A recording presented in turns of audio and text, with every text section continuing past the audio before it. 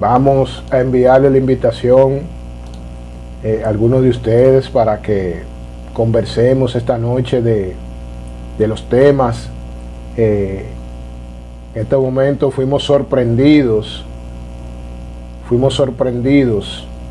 por... ok, está trabajando con...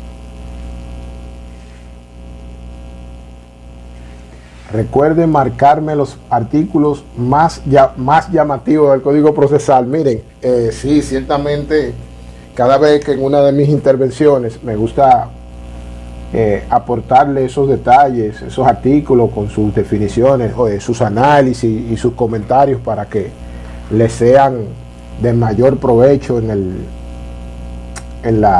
sus estudios y en su comprensión respecto a la ciencia del derecho. En esta parte, la etapa procesal y la etapa penal. A todo esto yo traté de sacar un resumen, un poco ayudado ahí, acelerado, porque estos días la cosa está un poco incómoda con el tiempo y con las cosas que uno tiene que hacer.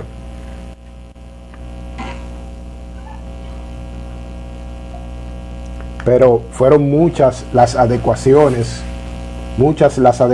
que se le hizo a este, como le llaman, nuevo Código Procesal Penal. Yo todavía estoy resistiéndome a llamarlo nuevo Código Procesal Penal. Fueron muchas las adecuaciones, las reformas, modificaciones que se introdujeron a los fines de actualizar, modernizar el proceso penal, o la forma de procedimiento, la forma de proceder en la investigación de un hecho, y a los fines de sancionar o absorber, sancionar o no, a los involucrados en dicho proceso. Una de las novedades que aportó este código, de las modernidades que trae este código, es que reafirma lo que es la supremacía de la Constitución y de los tratados internacionales de derechos humanos, que conforme al artículo 26 de la Constitución y artículo 74, numeral 3, entran en vigencia y tienen el nivel jerárquico de esos tratados de derechos humanos. Esos instrumentos internacionales tienen nivel constitucional, tienen rango constitucional. ¿Qué quiere decir esto? Que ustedes saben que hay un orden jerárquico de las leyes. Hay leyes orgánicas, hay leyes ordinarias, hay leyes especiales, y todas estas leyes están por debajo de los lineamientos y por debajo del rango de la Constitución. ¿Qué dice la Constitución en relación a su función dentro del ordenamiento jurídico? En el artículo 6 fundamenta su supremacía, lo que le llama la supremacía de la Constitución. ¿Qué es esto? Quiere decir que todas las normas, decretos, leyes, resoluciones que subviertan el orden constitucional, o sea, que al momento de su ejecución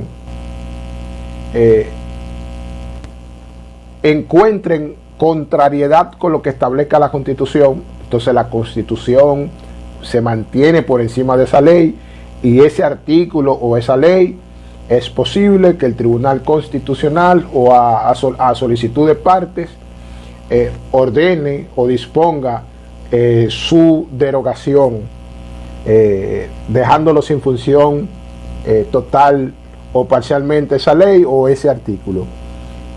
Tal como ocurrió en diciembre del año pasado, que a través de la resolución, no la tengo digital por ahí, el Tribunal Constitucional dictaminó que la forma como se promulgó la ley 1015, que fue la que introdujo modificaciones y adecuaciones de avanzada en el 2002 al proyecto al Código Procesal Penal aprobado en el 97 y que entró en función en el 2002, en el 2015 recibió una modificación a través de la ley 1015, pues fue en diciembre del año pasado a través de una revisión constitucional. Este órgano máximo determinó improcedente e inconstitucional la manera como fue aprobada la ley 1015. Estamos hablando en el 2024, 9 años después. Entonces le dio un periodo de un año para que el Congreso reintrodujera de la manera adecuada la ley 1015, que la ley 1015 en ese momento produjo cambios considerables e importantes dentro de lo que fue el nuevo modelo de procedimiento, el proceso penal, y cuando en diciembre el Tribunal Constitucional la dictamina como inconstitucional, entonces nos dejaba a nosotros una especie de un limbo, pero ellos habían establecido un plazo para que el Congreso la reintrodujera nuevamente. ¿Qué aconteció durante ese proceso? Que durante ese lapso de tiempo, ciertamente el Congreso aprovechó la situación que estábamos desarmados y de manera secreta, como era la queja de todos los sectores, de la mayoría de los sectores juristas del sector legal del país, se quejaba de que esas reformas y esas adecuaciones se estaban haciendo como en una especie de secreto, donde no dejaban que la opinión pública observara, la opinión pública opinara, porque lo que se estaba tratando ahí es de directo impacto con nosotros, los ciudadanos, y había que darnos, conforme establece la ley, había que darnos participación como ciudadanos, todos los sectores, para que opináramos, para que dijéramos. Pues ellos hicieron estas adecuaciones en secreto durante un gran tiempo. Luego ya en las partes finales hicieron públicas algunas cosas, y ya después que fue promulgado salió abiertamente para todos nosotros, y nos obliga a nosotros ahora a sentarnos, a estudiarlo, a evaluarlo, a conversarlo, a hacer congresos, a hacer reuniones entre penalistas y abogados ilustrados, maestros, docentes de alto impacto aquí en los centros de educación superiores, para que nos adaptemos a esta nueva forma de procesar. Esta nueva forma que se introduce, la ley 9725, lo que hace es una reintroducción de la ley 1015, y en ese momento aprovecha el Congreso y le realiza algunas adecuaciones, introduce nuevos artículos, introduce párrafos, separa en párrafos aquellos textos que estaban en el modelo anterior agrupados. Lo que hace ahora es esta articulación, que la segmenta en párrafos, para cuando estemos fundamentando estemos preparando alguna argumentación para defender lo que sea, podamos realizar una referencia más directa a lo que estamos hablando. Por ejemplo, en el artículo 14, el principio fundamental de la presunción de inocencia era un solo párrafo. Ahora, ¿qué se ha hecho? Segmentaron un párrafo principal en el artículo 14 y luego luego lo dividieron en 3 párrafos más, siendo el párrafo 1 un nuevo párrafo, un nuevo contenido. Le agregaron un nuevo texto a esta parte de la ley procesal, y le agregaron un párrafo nuevo que desarrolla alguna aclaración y establece alguna advertencia. No establece sanción, pero establece algunas advertencias. Por ejemplo, en el párrafo 1 del artículo, de ese mismo artículo 14, presunción de inocencia, hay una novedad en el sentido de que establece que corresponde la acusación destruir la presunción de inocencia. Eso no estaba, ese texto, déjame ver. Sí, estaba ahí, porque después del primer punto corresponde a la acusación destruir la declaratoria destruir la presunción de inocencia. A partir de ahí, de ese párrafo 1, entonces se agrega un texto que dice: en consecuencia, hasta la declaratoria de culpabilidad, ninguna autoridad podrá tratar a una persona como culpable, ¿verdad?, ni presentarla como tal ante terceros. Por consiguiente, lo que informe se limitará a poner de manifiesto la sospecha que pende sobre la misma. ¿Qué está aconteciendo ahí? Brevemente le digo. En el Congreso, como nosotros los abogados le llamamos el procesalista, en este caso, una figura ficticia que hace representar a esa persona que está diseñando y promulgando esta ley, en el sentido le damos una personificación al Congreso, a los diputados, a los senadores. Por eso que en algunos abogados, cuando ustedes escuchen el procesalista, inmediatamente imagínense una persona ficticia personificando al Congreso en su labor de productor y emisión y promulgador de las leyes. En ese sentido, ¿qué es lo que está buscando aquí el legislador? Darle un poco más de protección a la persona imputada o señalada de cometer un delito. He dicho y reitero mi opinión de que hasta el más ínfimo de los criminales o hasta el más vil de los criminales tiene derechos y le deben ser respetados. Si nosotros nos vamos al artículo anterior, que era el 95, que hablaba del imputado, al día de hoy fue movido al 96 en la nueva ley, e inclusive en ese artículo que desarrolla todos los derechos del imputado, se puede observar que también hubo una adecuación, hubo una ampliación del catálogo de los derechos que le asistía al imputado, donde le agregaron uno nuevo. Eran 9, ahora son 10, y de los que había le fueron reformados también, ¿Qué habla el artículo 96 nuevo? Hacía referencia o hace referencia en su artículo, en su numeral 8, que el imputado tiene derecho a no ser presentado ante los medios de comunicación o ante la comunidad en forma que dañe su reputación o le exponga al peligro. Pero ¿qué está aconteciendo?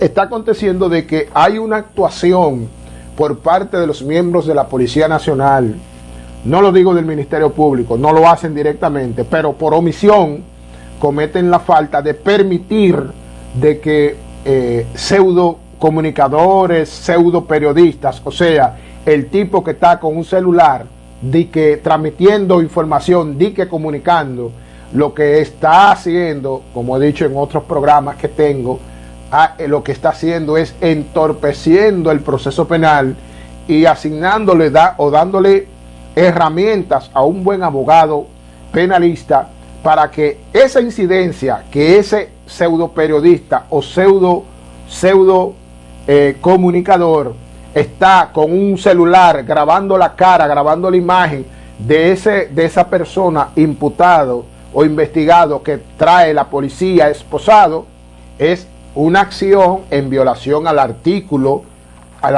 ahora 96 en su numeral 8, que prohíbe exactamente esa actitud, mostrar las imágenes o los datos generales, mostrar o presentar esas personas ante los medios de prensa o ante los medios de comunicación. Aquí dice directamente ante los medios de comunicación.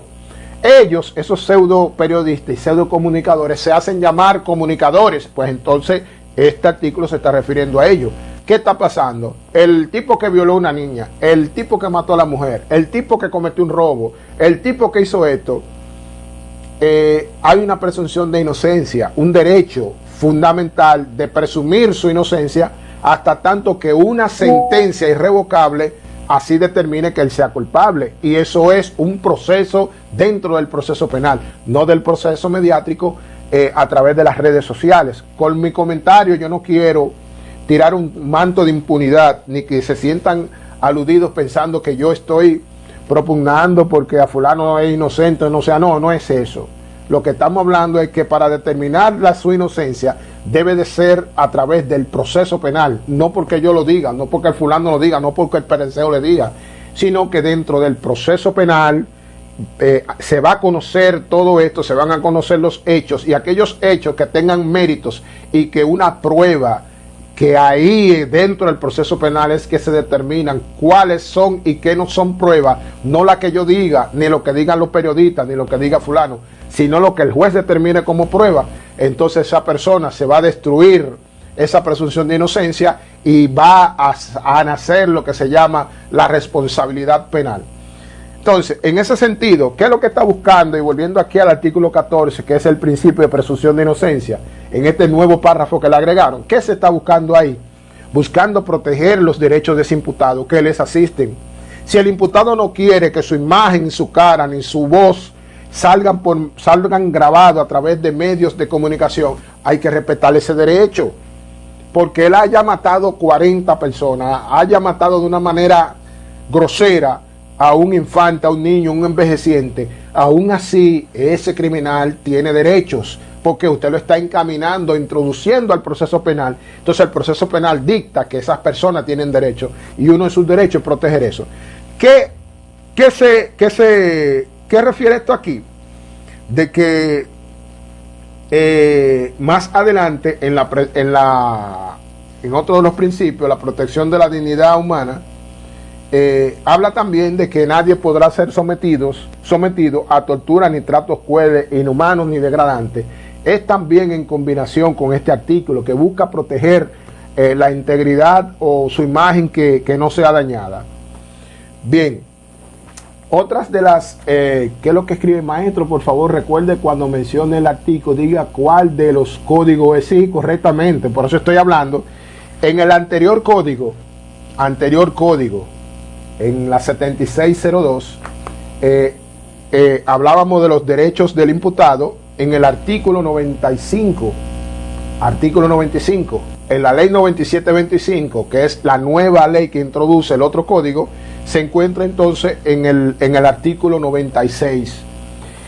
Llévense esto presente, mis estimados, cuando ustedes cuando adquieran el nuevo código y lo estén estudiando y lo estén revisando, llévense esto presente. Ya la organización y el número o la codificación en algunos artículos ha variado. ¿Por qué? Porque se han introducido nuevos artículos y ya han rotado los espacios. Lo que nosotros conocíamos, por ejemplo, que yo le hablo a ustedes, la medida de coerción, todo el procedimiento y todo lo que se refiere a la medida de coerción, en el anterior código era a partir del 233 hasta del 222 hasta el 243, versa todo lo de la medida de coerción personales, medida de coerción reales, el catálogo, la prisión preventiva, la variación, el cese de la prisión preventiva, imposición de la medida de coerción,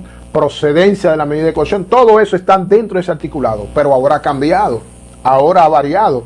Se encuentra ahora a partir del 230, déjeme fundamentarlo, que eso fue esta mañana que fui rápidamente a revisar eso, y las medidas de coerción comienzan ahora a partir del artículo 226. Óigame bien, a partir de ahora del 226, en el anterior código, el 226 era el catálogo de los listados de medidas de coerción. Ahora, lo que versa, o sea, el articulado que maneja todo lo relacionado a la medida de coerción, prisión preventiva, revisión, garantías económicas y todo eso, ejecución de la garantía económica, está organizado ahora desde el 226 hasta el 262 de la ley 9725. Y si hierro, me disculpan porque es desde esta mañana que estoy revisándola. Ya anteriormente, el peligro de fuga era visualizado en el 229, ahora se visualiza en el 233. Pero ¿qué nosotros verificamos? En el 233, que está el peligro de fuga, hablaba o se refería a 8 numerales que contenían lo que es la fundamentación. 2 de ellos contenían lo que era la fundamentación muy directa y específica de lo que era la presunción de peligro de fuga, y 5 numerales más lo que hacían era que establecían circunstancias mediante las cuales los jueces pudiesen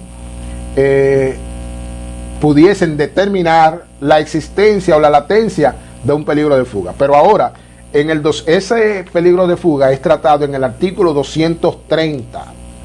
Es tratado en el artículo 230. Perdón, en el 233. 233 y agrega un noveno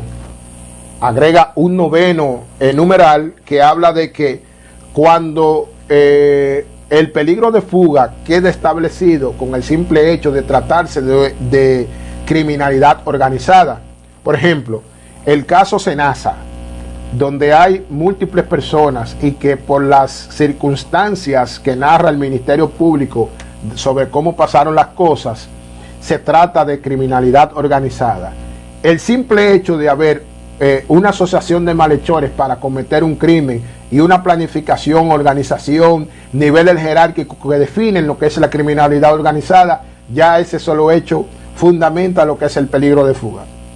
Otro elemento que lo señalé por ahí y hasta lo anoté por aquí, es un elemento interesante que me llama la atención y que solamente se lo voy a referir, le voy a dar una conceptualización que es muy interesante, y es que surge una nueva figura dentro del Código Procesal Penal, y esta figura se refiere a la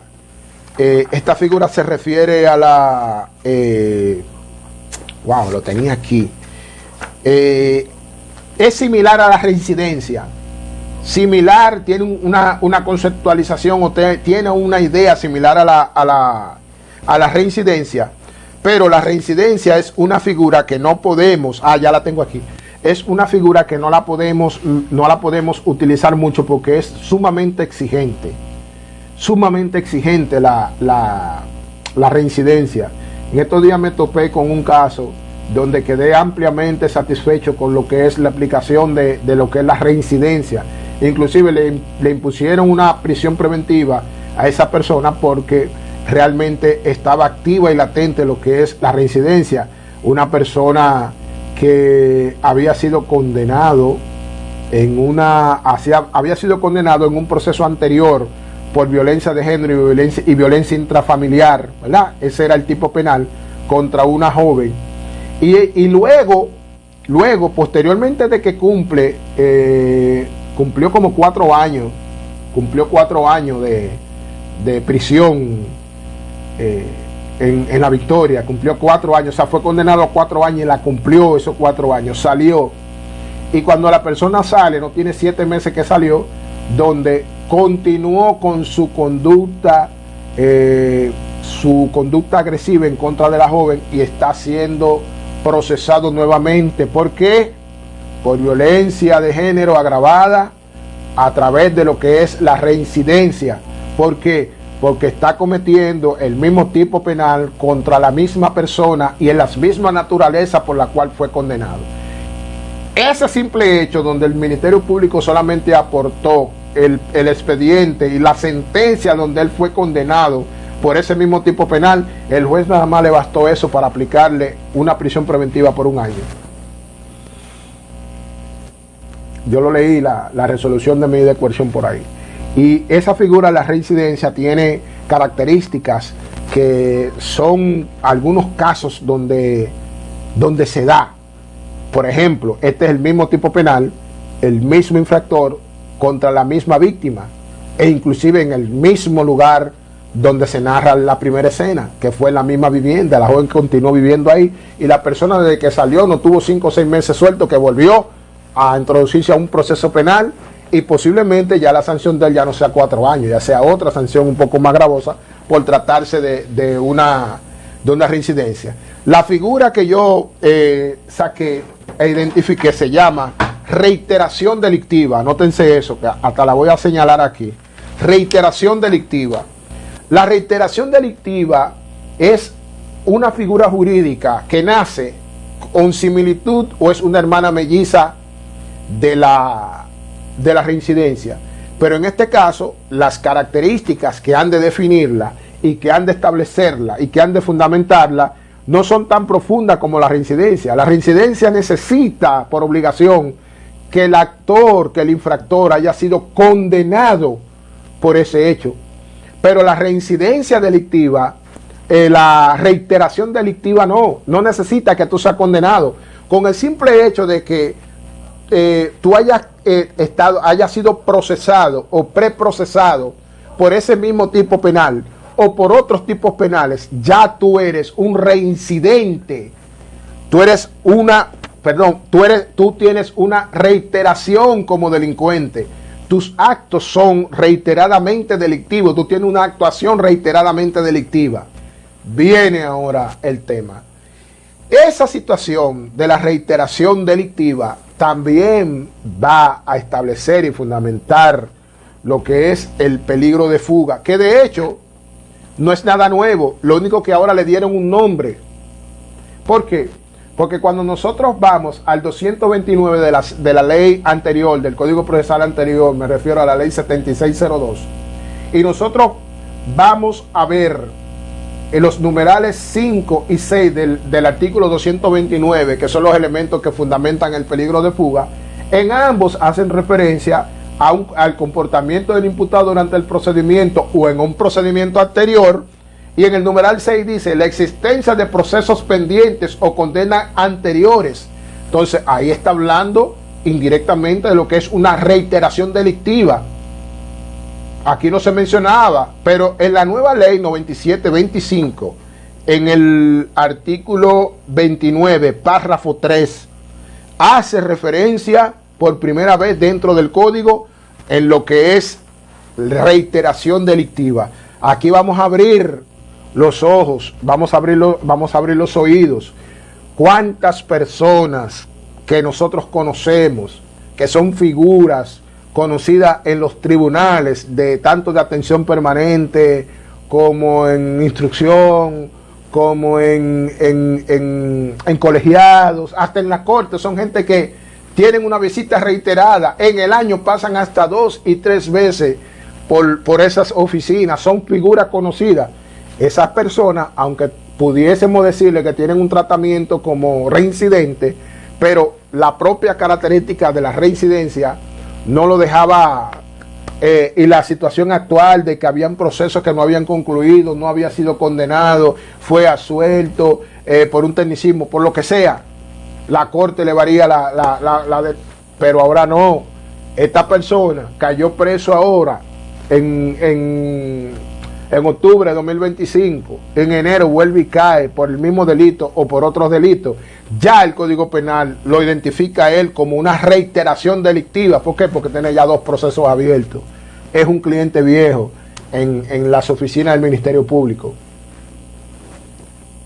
Dice que hay que nombrarlo supuestamente. Sí, claro, desde siempre el Código Procesal ha impedido que nosotros llamemos, que cualquier persona llame por motes como ladrón, delincuente, asesino.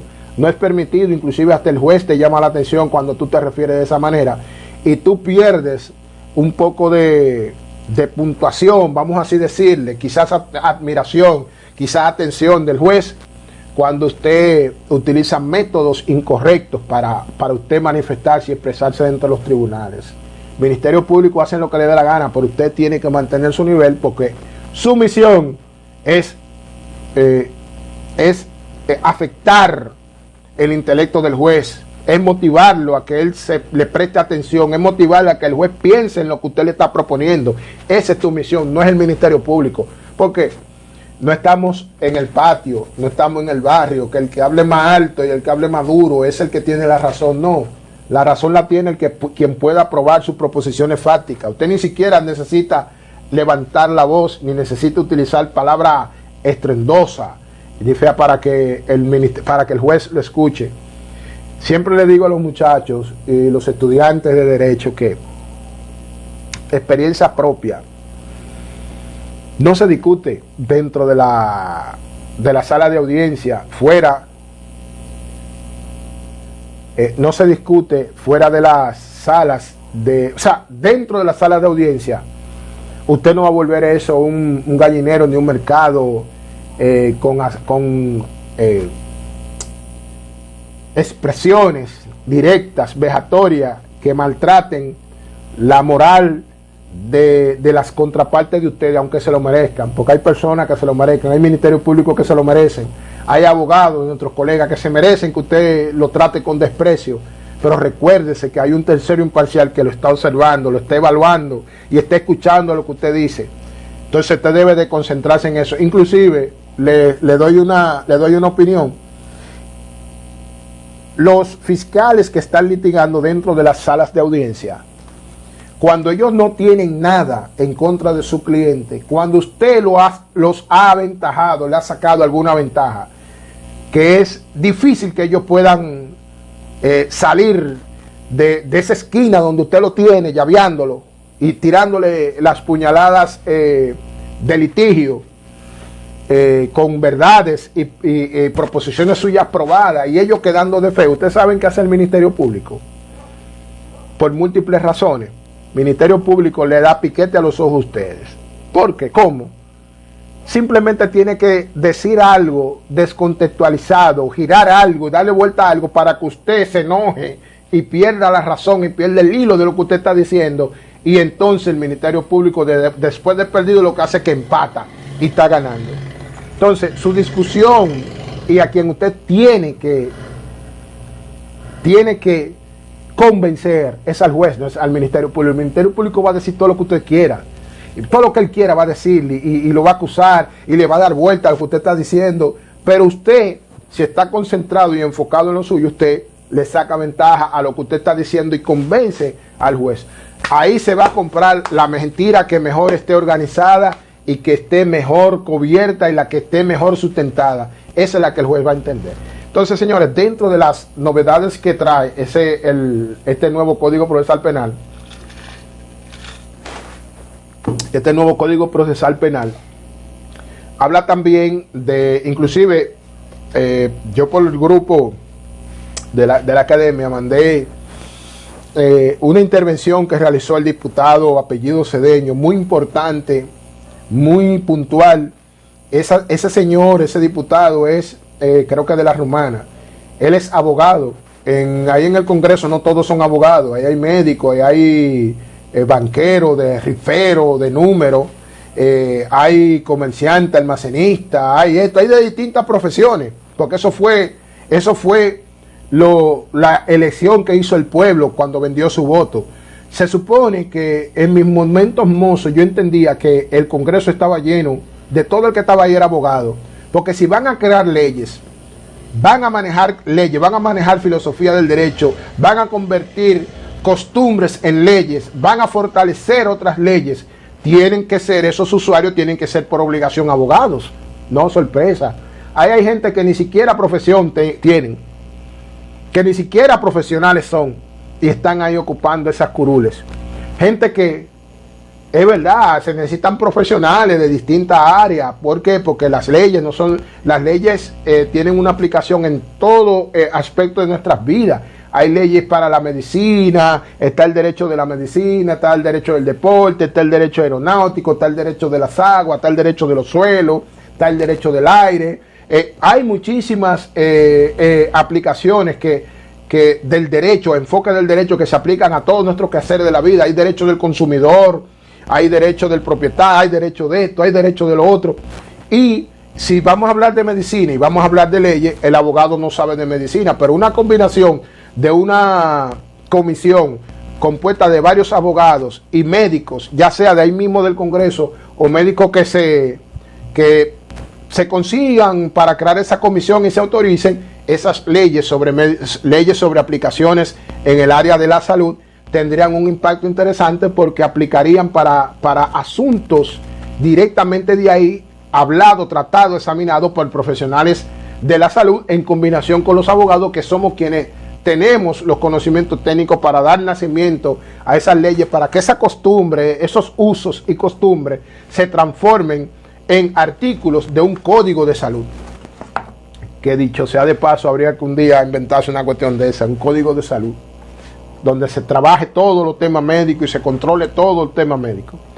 Hay una ley general de salud, creo que sí, hay una ley general de salud por ahí, pero habría que actualizarla como se está actualizando todo esto. Entonces, señores, continuamos adelante. José, ¿qué pasa, José? Se desconectó José. Bien, dentro de las otras de las adecuaciones que se realiza en este nuevo código es el papel de la víctima.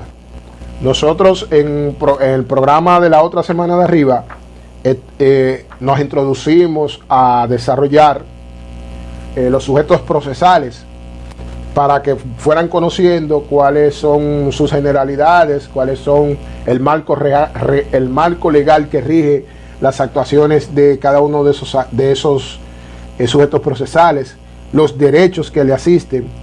Dentro de ello estaba las dos partes del proceso, la víctima, el imputado. Nosotros ya habíamos trabajado totalmente con lo que era la víctima.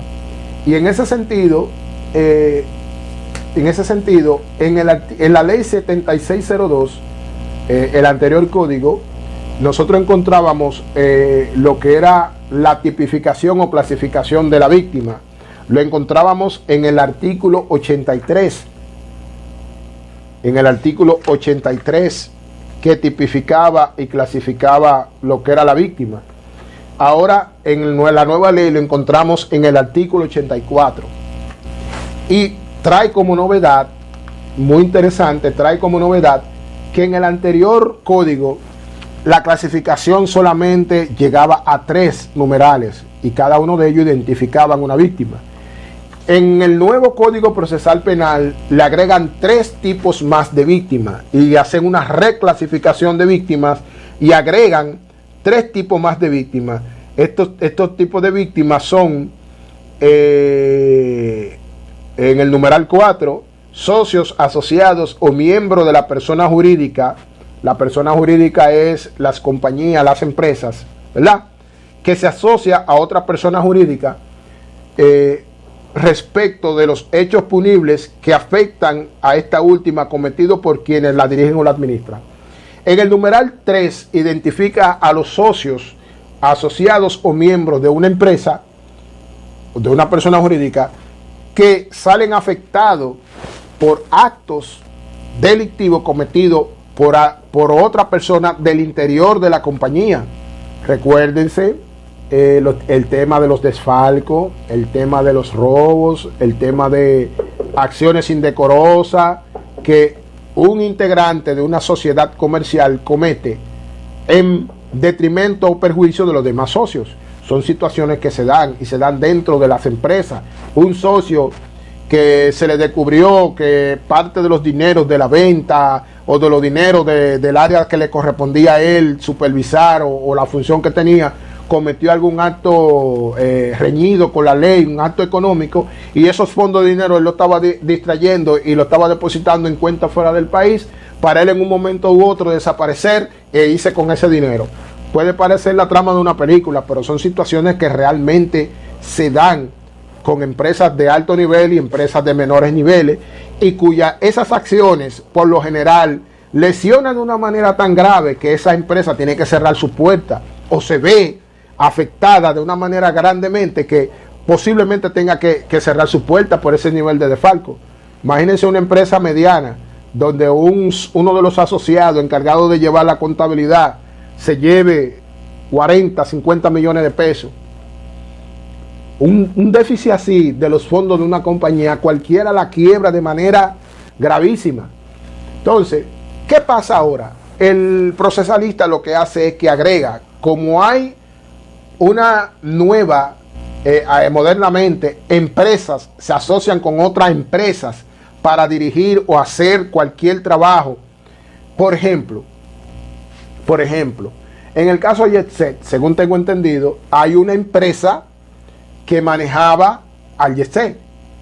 Entonces tú dirías, pero ven acá, para sancionar esa empresa, sí, el Código Penal nuevo incluye sanciones para las personas jurídicas, pero también ahora dice en este Código Procesal Penal, para poder intervenir a sancionar a esas personas, el Código Procesal Penal tipifica, ¿verdad?, socios, asociados o miembros de la persona jurídica que se asocia a otra persona jurídica respecto de los hechos punibles que afectan a esta última cometidos por quienes la dirigen o la administran. Estamos hablando ya que hay persecución, introdujeron un nuevo modelo Sí, gracias, José. La ley 4201 de salud, que habla también de las autopsias. Existe, ahora hay, identifica como víctima a la empresa. No, yo me asocié con esa empresa para que me haga tal cual, pero esa empresa lo que me hizo fue que me desfalcó. Por ejemplo, eso le llaman outsourcing, creo que en esos modernismos. Una empresa que contrata o subcontrata a una empresa de limpieza para que le mantenga un personal limpiando y la empresa reporta y factura que tiene 10 empleados y que esa nómina mensual hay que pagarle 250,000 pesos, vamos a decirle así, pero donde realmente lo que hay es 4, 3 o 2 empleados funcionando y ellos están cobrando una factura de 250,000 pesos y lo han hecho durante 6 meses. Cuando tú calculas que han calculado un precio de esos empleados, el servicio no se da completo, hay deficiencias, pero aún así se sigue pagando, ya la empresa se puede determinar como víctima de ese fraude, víctima de ese abuso de confianza o cualquier tipificación que se le dé, y entonces ya se puede proceder penalmente contra esa persona jurídica. A nosotros todavía se nos hace un poco incómodo tratar o imaginarnos cómo una empresa tal se querella en contra de la empresa tal. O sea, en la mente, aunque sabemos que hay personas que dirigen y tienen esas funciones, pero cuando tú dices que el banco tal demandó a tal banco, demandó a tal compañía, o le puso una querella a tal banco porque ese banco hizo tal cosa, uno diría, pero ven acá, esa persona ficticia de una persona jurídica, nosotros nos imaginamos una persona con el cuerpo que se llame banco tal, que va a poner una querella en la fiscalía o ante el tribunal en contra de otra empresa que se llama fulana de tal, y uno se imagina 2 personas. Esas son imaginaciones, eso es lo que le llaman ficciones del derecho, ficciones. De manera ficticia nos imaginamos una persona, a un cuerpo de una persona personificando a una empresa. Bien, el quinto habla de las asociaciones sin fines de lucro especializadas cuando se trata de infracciones que afecten intereses colectivos. Esa parte de ahí es una parte aclaratoria, o sea, el agregar este numeral quinto es una parte aclaratoria, porque cuando nosotros nos vamos a las querellas y a los querellantes, a la parte donde están los querellantes, 200, le voy a decir, a los querellantes, ¿verdad? Ahí vemos que dentro de la capacidad para querellarse, le abre una prerrogativa a las organizaciones sin fines de lucro que se dediquen a la protección de derechos colectivos. La querella, ¿verdad? Oportunidad.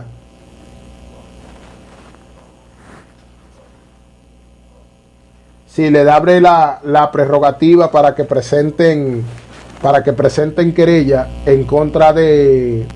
O sea, le da la prerrogativa a las organizaciones sin fines de lucro. Esas organizaciones sin fines de lucro son todas ellas lo que se llaman asociación. Eso es una compañía, eso es una organización sin fines de lucro. Cada vez que ustedes escuchen asociación de esto de lo otro, son organismos que tienen personería jurídica, pero están limitados para realizar actos de comercio. Ellos se pueden reunir, ellos pueden organizar fiestas, ellos pueden organizar recaudaciones, ellos pueden tener, la DGI le asigna a ellos un DGI, le asigna un RNC para que ellos tengan personería jurídica como la cédula de las empresas, un número único para que identifique esa empresa.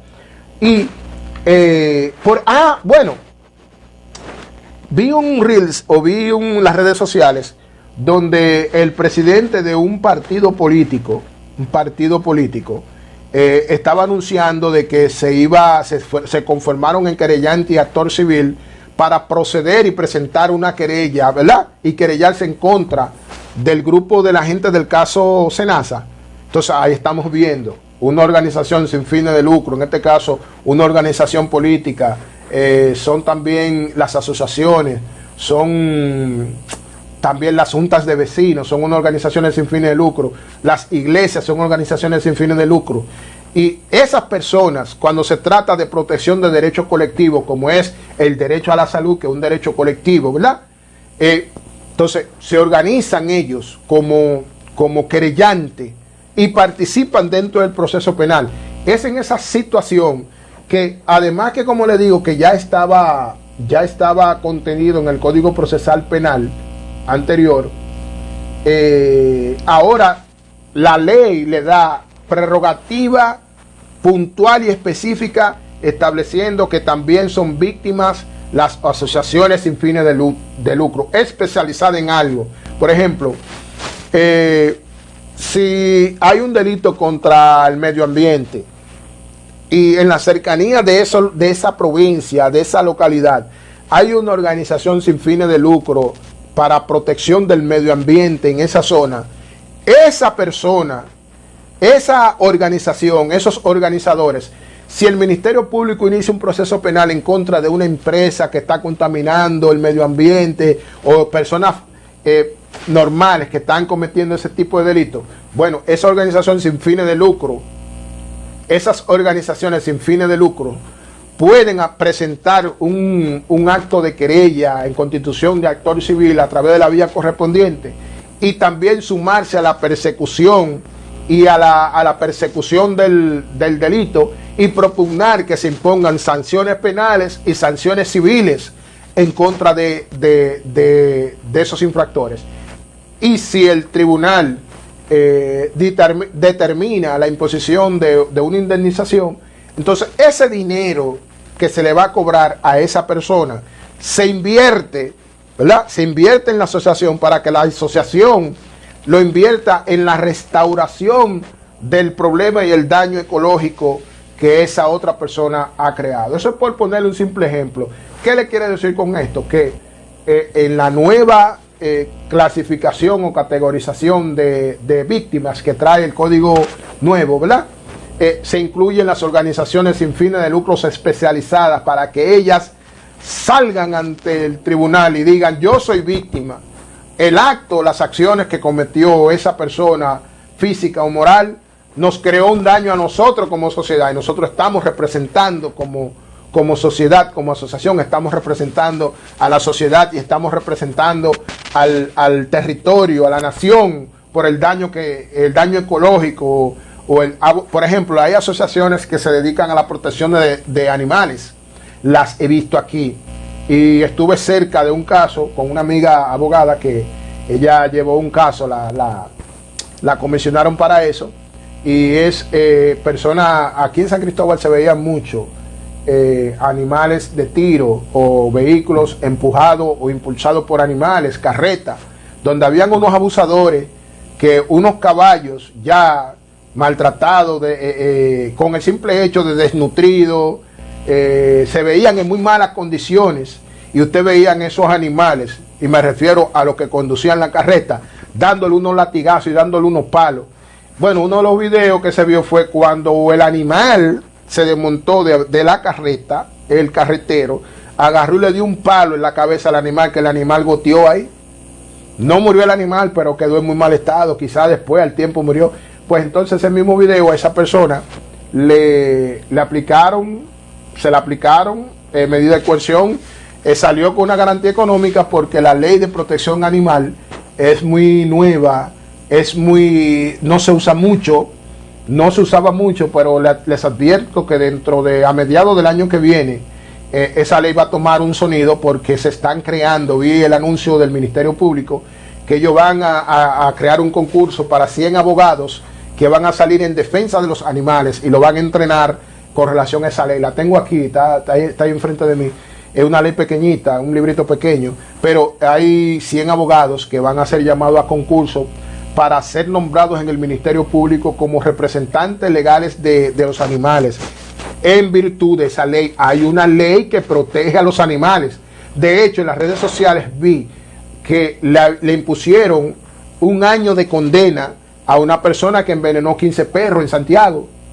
Envenenó 15 perros y le aplicaron esa sanción en base a esa ley.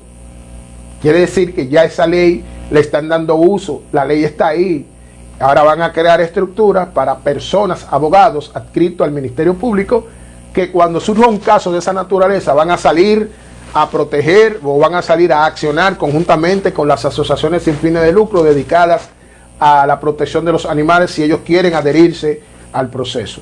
En ese sentido, se agregó una última categorización como víctima que dice: a cualquier persona, o sea, es víctima cualquier persona en los hechos punibles cometidos por funcionarios públicos en el ejercicio de sus funciones o en ocasiones de ellas, y en violación a los derechos, en violación y en las violaciones de derechos fundamentales. ¿Qué está estableciendo aquí? Mire, aquí sí dieron ellos un palo que la votaron. El procesalista ha establecido que cualquiera es víctima. Cualquiera de nosotros como ciudadanos dominicanos somos víctimas, y como tal podemos actuar en contra de funcionarios públicos que cometan delitos en el ejercicio de sus funciones, o privando de que son, o en ocasión de él, que quiere decir privando que son tal funcionario o tal funcionario público. Son funcionarios públicos los que ejercen una función pública. Ahí se incluyen los que están en organismos, ministerios, en organismos del Estado, incluyendo policías, guardias, miembros de la DNCD, miembros del J2. Todos ellos son funcionarios públicos. Entonces, ¿qué quiere decir aquí? O en violaciones de derechos fundamentales. ¿Por qué hago la aclaración de que también, para que ustedes sepan que ese sector, policiales, militares, organismos especializados, son funcionarios públicos? ¿Por qué? Porque cuando se refiere aquí la norma, el artículo 84, numeral 6, habla de violaciones de derechos fundamentales. Esa situación se da desde la autoridad hacia el pueblo. Es bueno que quiero explicarle eso. Hay violaciones de derechos humanos o derechos fundamentales cuando aquel que ejerce poder, o sea, el que está en una función pública que representa al Estado, ejerce acciones vejatorias o que maltratan o que crean daño a los derechos de cualquier persona del pueblo. Se da desde la autoridad hacia al que no ejerce autoridad. Cuando las acciones se dan entre las personas iguales del pueblo, no hay violación de derechos fundamentales, sino que hay crímenes y delitos. Ejemplo: Juan mató a Pedro. Juan y Pedro son dos personas comunes de la sociedad. No fue en un pleito, en bebida, en tema delictivo. Ahí hay un crimen común. Pero cuando Juan es policía y uniformado, o es guardia, o miembro de NCD, o miembro de lo que sea, uniformado, viene y mata a un ciudadano en una forma vil, en una forma no justificada, en una forma cruda, alejado de los lineamientos y de las directrices de su institución, entonces se dan violaciones de derechos fundamentales. ¿Por qué? Porque él está actuando en una patrulla, está actuando en una función pública, él está desarrollando su función pública, está desarrollando la función por la cual fue comisionado, y en ese sentido se dan lo que son las violaciones de derechos fundamentales. Entonces, ¿qué dice la ley en relación a este tipo de hechos? Que cualquier persona de la sociedad puede constituirse como víctima y actuar legalmente en contra de ese funcionario público que ha cometido actos dolosos en el ejercicio o en ocasión de sus funciones, o violando derechos fundamentales de los ciudadanos. Vamos a poner temas que no sean temas extremos, esa autoridad que se llevó a Juan en un carro y lo tiene encerrado por más del tiempo establecido por la ley, ese funcionario público, quiere decir que cualquier persona que tenga conocimiento de eso puede ir y accionar legalmente en contra de ese policía o en contra de esa autoridad que ha cometido eso, en relación al delito que ha cometido, encierro ilegal, o un secuestro porque está pidiendo dinero, o esto y lo otro, una mala actuación. Bien, dentro también de las víctimas, de las novedades que trae el nuevo Código Penal y en relación a las víctimas, es que los derechos, el catálogo de los derechos que les asisten a la víctima, en el artículo 84, que era en la ley anterior, ahora en el nuevo Código Procesal Penal es el artículo 85, le han agregado 8 numerales más. O sea que la lista, el catálogo de los derechos que le asisten a la víctima dentro del proceso penal. Antes era una lista de 9, no era limitativa, una lista de 9, que han hecho el legislador, aspectos que estaban en otros articulados más adelante en el Código Procesal, lo han sacado y lo han agregado como numerales nuevos, le han agregado como 8 numerales nuevos. Así que los invito a que revisen el nuevo Código Procesal Penal. Si no lo han comprado, estudiantes de Derecho, abogados, los interesados lo compren, los lean y se introduzcan esto. Ojalá ustedes sean abogados que van a salir a trabajar, que ya sabe, abogados recién graduados o estudiantes que están casi de fin. A ustedes esto le cae como anillo al dedo. ¿Por qué? Porque ustedes no van a pasar la penuria ni el sufrimiento que está pasando uno ahora. Y es que quitarse el chi del código viejo, y es cierto que el código nuevo mantiene en esencia muchas cosas, lo que hay algunos artículos que se agregaron y se movieron unos numerales, por ahí es donde está el problema. Estamos adaptados a unos numerales y lo conocíamos hasta con los ojos cerrados, le pasábamos la mano y ya sabíamos en qué artículo ya estábamos y qué contenía ese artículo. Ahora hay que hacer un proceso de readaptación, coger un mes a pasarle la mano al Código Procesal Penal nuevo.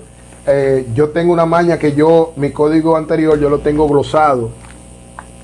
Glosado es que, si ustedes lo ven, está vinculado con la Constitución. Ahora, el nuevo, lo estoy glosando, y es agarrar y vincularlo con la Constitución y vincularlo con él mismo, con otros artículos que están más adelante, que están vinculados a algunos principios y a algunos temas que están en la parte inicial. Por ejemplo, los principios fundamentales que son del artículo 1 al artículo 28, que son bien interesantes y que están en conexión con la Constitución. Y esa línea, cuando ustedes lo tienen así, al momento de analizar alguna estrategia, al momento de razonar sobre alguna pregunta, ya usted lo tiene vinculado, lo tiene concordado, y ya usted lo que hace aquí, que ve, si no te recuerda de la Constitución, va y lo lee, ok, y ya está vinculado. Pero eso es un trabajo grande que no se hace de la noche a la mañana. Con el anterior yo duré meses trabajándolo, concordándolo, porque cada vez que abría una hoja y tenía que hacer una anotación en la calle, lo que iba era que lo anotaba en el código y lo concordaba y lo vinculaba, y todo eso es un producto de varios años trabajándolo. Entonces, señores, para el próximo encuentro estaremos tratando de aportar algunas cositas más nuevas que se han incluido en el Código Procesal Penal y que necesitan o ameritan profundizar y establecer ejemplos. Dentro de las adecuaciones que se hicieron, fueron adecuaciones sumamente importantes. Hay funciones definidas más claras. Ya ustedes vieron como la reclasificación de las víctimas, que le agregaron 3 tipos de víctimas más, que aunque estaban de una manera no muy clara dentro de otros artículos más avanzados, ahora ya se están claras. Dice, víctima es fulano, esto y lo otro. Anteriormente eran manejados y eran conocidos, pero ya ahora se aclaró ese tema. Más adelante estaremos desarrollando más temas, más novedades, y estaremos explorando. Hay una novedad interesante que me voy a avanzar porque está muy detrás en el código, y son las actuaciones recursivas. Hubo algo que nos llamó la atención a muchos. A mí, de manera particular, me tiene totalmente maravillado y le está dando tiempo para sentarme tranquilo a evaluarlo. Y fueron algunas adecuaciones que se le hizo al proceso de impugnación llamado recurso de apelación, que le dirige yo en mi maestría de Derecho Penal y maestría de Derecho Procesal Penal. Tuve que preparar mi tesis de grado. Mi tesis de grado fue fundamentada en recurso de apelación. Recurso de apelación, caso San Cristóbal, año 2018, 2019, por ahí. 2019-2020. Y abarcamos casi 2 años de estudio de lo que es el recurso de apelación. Y dentro de la adecuación o modificación que le hicieron, se llevaron una figura interesantísima y que viene a a resolver un problema profundo. Y es que cuando íbamos a los recursos de apelación de sentencias que ponen fin a los actos del proceso, 338, 337 y 338 en el código anterior, en el nuevo no recuerdo si está movido, si está ahí mismo, pero se refieren a las sentencias condenatorias y a las sentencias absolutorias, que esas son las que ponen fin al proceso.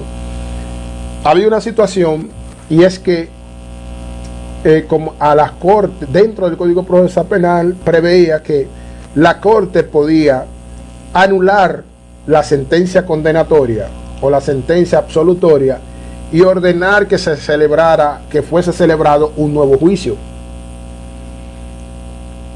¿Qué pasa ahora? El procesalista abolió eso.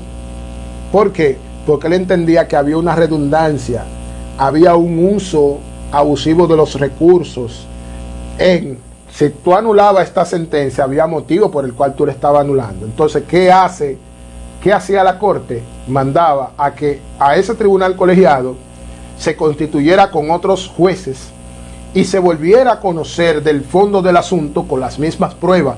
O sea, volvía el juicio, se retrotraía el juicio, como es la palabra que se usa, se retrotraía el juicio hasta la etapa inicial, que volvían otra vez a introducir las pruebas, a reproducir las pruebas, a los testigos, la prueba testimonial, la prueba prejudicial, conforme establece la resolución 3859 de la Suprema Corte de Justicia, y como conforme establecía el Código Procesal Penal. Nuevamente se celebraba el juicio, que se aplazaban por esto, que se aplazaba lo otro, hasta que al final el juez, cuando estaba en condición, emitía una sentencia. Pero habían situaciones que ameritaban que volvieran a apelar esa sentencia. Entonces se creaba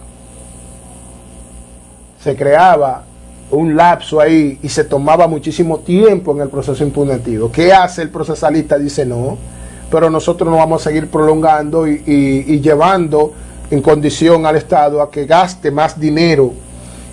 No vamos a llevar en condición a que las víctimas sean revictimizadas nuevamente con estas reproducciones de prueba y de testimonio. No, corte de apelación. Cuando usted sea apoderado de un recurso de apelación, de una sentencia que ponga fin al proceso, usted va a decidir cuál va a ser la suerte de ese caso, de ese proceso, de esas víctimas, de esos imputados. Usted tiene la responsabilidad ahora de decidir únicamente. Si usted dijo que se confirmó esa sentencia, está confirmada, ya está confirmada. Si usted dijo que esa sentencia hay que anularla, usted la va a anular. Si usted dice que esa sentencia hay que reformularla, o sea, que usted entiende que por ejemplo, que no ameritaba que le impusieran una sanción de 20 años, sino que la sanción o la pena que ameritaba ahí eran 8 años, eran 10 años, usted va a decidir y le va a definir, y esa sentencia va a ser en última instancia. O sea, ya esa envío de a celebrar un nuevo juicio, porque esas pruebas sean nuevamente revisadas, que nuevamente ese tribunal colegiado decida, y sea ese tribunal colegiado que diga y que determine. Ya no, ya usted va a dictar una sentencia. De hecho, no es nada nuevo, está en el Código Procesal Penal. Lo único fue que cercenaron esa parte y le dejaron esta última. Decida usted con su sentencia de qué es lo que va a hacer. Y eso es un tema que necesita mucho estudio, mucha evaluación, porque lleva a los abogados ahora a que en la Corte de Apelación van a recibir un resultado único, que no vamos a volver al rejuego. Yo mismo estoy afectado en un caso donde la Corte introdujo un recurso de apelación contra... Yo formaba parte de las víctimas. En primera instancia, en el colegiado, yo no participé en esa etapa del proceso, yo entré en la etapa recursiva. En la etapa del proceso, a la persona, al imputado, lo habían absuelto, una sentencia absolutoria en perjuicio de la persona que yo posteriormente lo representé. Entonces introdujimos un recurso de apelación oportuno que llevó al ánimo a la Corte de Apelación a que dictaminara que fuese celebrado un nuevo juicio. Nosotros, uno de manera pide que dicte su propia sentencia y que revoque la sentencia anterior y que sancione a esa persona, pero uno lo dice por decirlo, pero realmente la Corte no iba a trabajar así, sino que la Corte tenía como criterio que te mandaba nuevamente un juicio nuevo. Eso ocurrió, esa sentencia es de noviembre de 2022. La contraparte recurrió en casación esa sentencia. Hasta el día de hoy estamos esperando la cita de la audiencia para conocer ese juicio nuevo. Desde diciembre, noviembre de 2022, mire, estamos en diciembre de 2025 y todavía no hemos recibido respuesta para fajarnos nuevamente ahí en la Corte en juicio nuevo. Entonces, señores, quedamos hasta aquí. Vamos a ver la próxima semana otras novedades de ese código, que yo sé que ahora mismo muchos tienen hambre de conocer estas novedades y de algunos aspectos ahí dentro para entenderlo mejor. Les sugiero que se compren el código nuevo y comiencen a leerlo, porque aquí hay una parte muy interesante que dice: derogaciones. Se deroga la ley 7602 del 19 de junio del 2002 que establece el Código Procesal Penal. Se deroga la ley 1015 del 6 de febrero del 2015 que introduce modificaciones a la ley 7602. Esa fue la que quedó derogada en diciembre pasado. Y se deroga la ley 361-22, fue la última que modificó el Código Procesal Penal y que dictaminó como actos de acción pública los robos sin armas y sin violencia, que era una situación que se estaba dando. La víctima iban al tribunal, iban a la fiscalía: fulano me atracó, fulano me despojó, pues fulano hizo esto, pero como arreglo en el barrio, el fulano, el infractor, le daba 2 o 3 pesos a la víctima iba y desestimaba, y como era un hecho de instancia pública, una acción pública a instancia privada, cuando llega el desistimiento lo que hace es que desactiva la acción pública que es dirigida por el Ministerio Público, y entonces ante un arreglo o acuerdo o conciliación entre las dos partes, el Ministerio Público se retiraba y todos esos casos no llegaban a un feliz término dentro de lo que le interesaba al Ministerio Público, que era conseguir condena. ¿Y qué hacen? Promueven que el surgimiento de esta ley, ¿para qué? Para darle el fundazo. Sí, usted interpuso un desistimiento, pero como ya esto es de orden público, el Ministerio Público va a continuar con el proceso. Cualquier negociación que hicieron ustedes por allá afuera, ustedes sabrán, pero usted, víctima, queda dentro del proceso como un testigo. Cuando yo la cito, usted va a tener que venir, si no, yo la mando a buscar con 2 policías. Entonces, esta ley lo que establece eso, que cambiaba el grado de acción, de hecho de acción pública e instancia privada, ya lo convertía de acción pública, que el Ministerio Público podía entonces intervenir. ¿Y qué pasa? Esta ley nueva, 9725, la deroga. ¿Saben lo que es derogación? Derogación es entrar en perder la eficacia de su uso inmediatamente. Derogar es dejar sin efecto, no eliminarla, dejar sin efecto. Ya su contenido ya no tienen actuación dentro del sistema jurídico. ¿Por qué? Porque existe la nueva ley 9725. En ese sentido, les sugiero enfáticamente que lo compren, lo lean, lo estudien, porque es sobre esto que en adelante que ustedes deben de dominar y deben de hablar y deben de manejar. Que pasen feliz noche a todos. Nos vemos el próximo jueves.